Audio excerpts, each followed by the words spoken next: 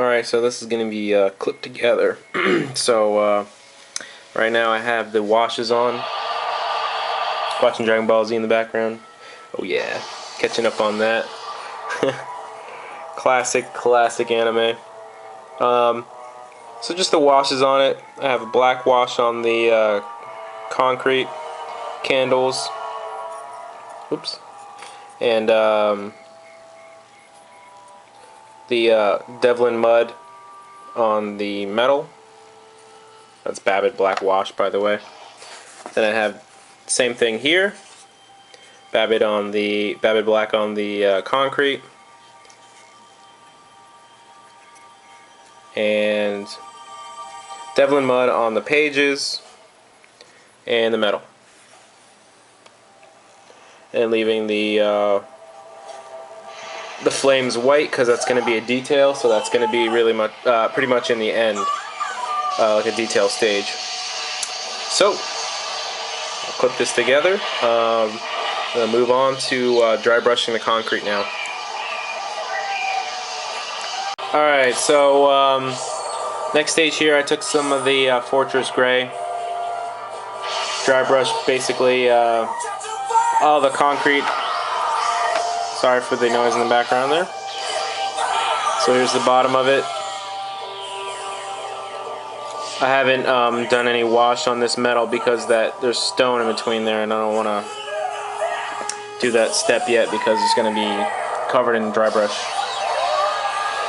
regardless of what I do. So alright, that's all the concrete. Here's the concrete from this part too. Rock, concrete, or whatever it is. I think it's a rock. I don't think they have concrete in the fantasy world. Rock, mortar, whatever it's supposed to be, and whatever it's holding it together. Destructo dis Krillin. Alright, and then what I did was take a three parts gray, 1 part white, dry brushed a little bit.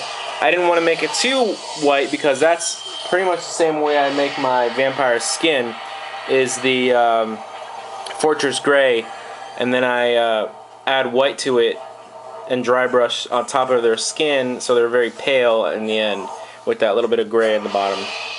Alright, so that's that.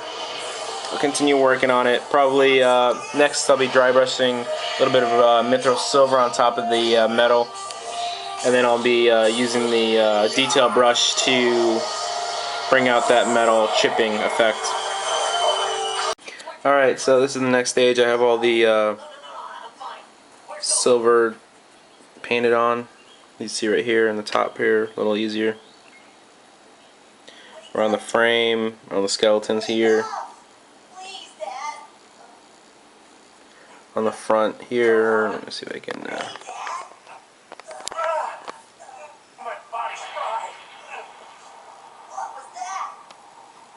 the bottom.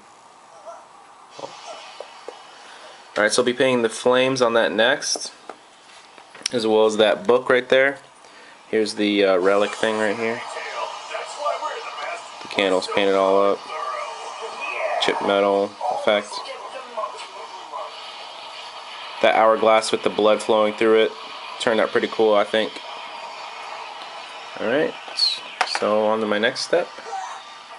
Alright, so the next step, I did the flames, as you can see here.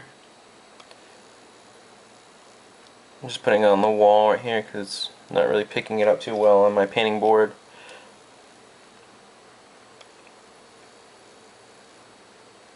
So there's the flames coming off those skulls. Pretty simple.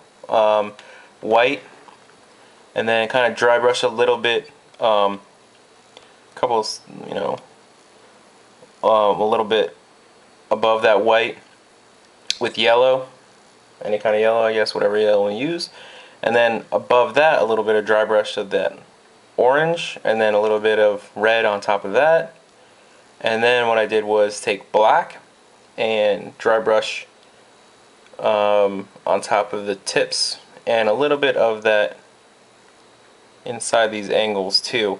That's to represent like the smoke burning on top of that, on that fire. Plus it gives it that look of it kind of unifying it all together.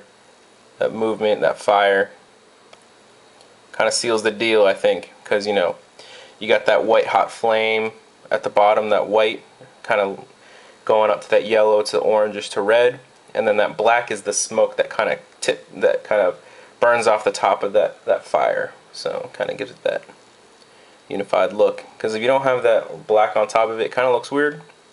I mean, that's just the way I do it. I don't really look at other people's fire without the smoke effect, but this is usually how I do it. Alright, so I'll probably do the lamps and the book next. Pretty easy. Probably going to do the lamps green, maybe just to unify it with the bottom. So green, and then probably dry brush a little bit of white on top of that to give it a little bit of a green glow effect. The book, just going to be some bleached bone, bleached bone, dry brush on top of that.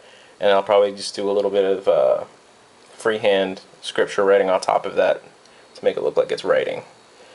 And that'll be it pretty much for this top part. And then I'll be moving on to the, I mean, it's a necromancer as per the rules, but I use the vampire chick because they're cooler looking, I think. So, and she's going to be chilling on there. Here's this piece right here. I haven't glued that in yet, just in case I mess up. Oh, you know what? I'm probably going to be doing a dry brush of red.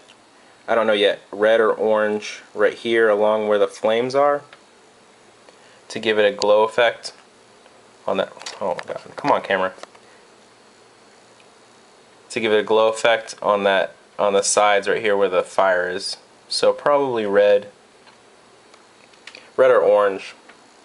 We'll see. Just to give it a glow effect where that fire is. Because right now it looks a little flat. Yeah, I mean, you can probably get away with this. I mean, I was thinking about getting away with it.